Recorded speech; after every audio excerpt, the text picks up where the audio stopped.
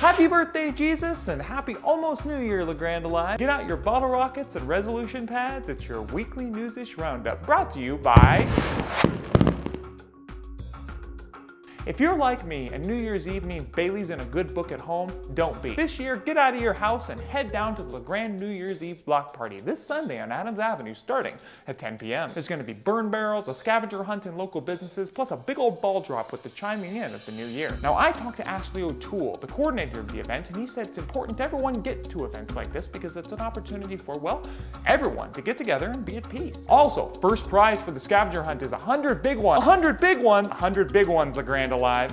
And second place is 50. The scavenger hunt begins at the Chamber of Commerce, and just a heads up, the signature of a local celebrity is going to be on the list, so you might just want to keep an eye out for this bearded Facebook face.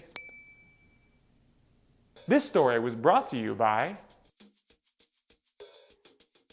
When things aren't blowing up and people aren't getting robbed, Grande feels like a pretty safe city, right? Well, actually, Grande recently won an award for being the third safest city in Oregon. According to a study put on by Safe Home, a security company, we're actually the third safest city behind Pendleton and Newburgh-Dundee. Now, what does that even mean, you might be asking? What does it mean for a town to be safe? Well, I talked with Lieutenant Gary Bell of the Grande Police Department, and he said, in his opinion, a safe town is when the people feel safe. And Grande feels pretty safe, he said, except for all the falling icicles.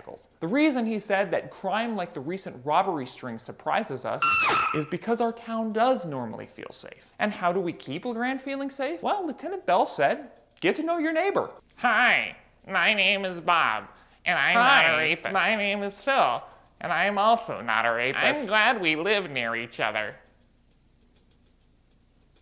Getting to know your neighbors is actually one of the best ways to keep your city safe. It familiarizes you with who's familiar and who's unfamiliar in your neighborhood, giving you a safer feeling overall. So get off Facebook, Grande Alive, and go introduce yourself to that weird old guy that shovels your sidewalk sometime. Didn't you watch Home Alone this Christmas? Odds are he's probably not a murderer, and you might just be contributing to Grande's place as the third safest city in Oregon. This story was brought to you by...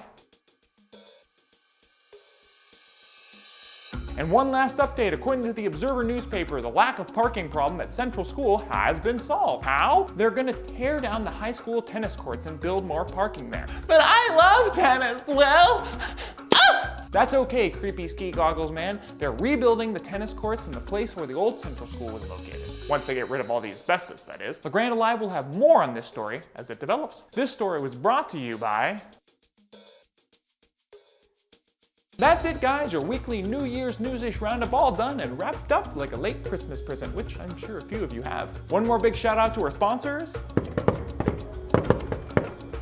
Be sure to like and share this video and tune into Grande Alive for more local content. I'm Will Bowman.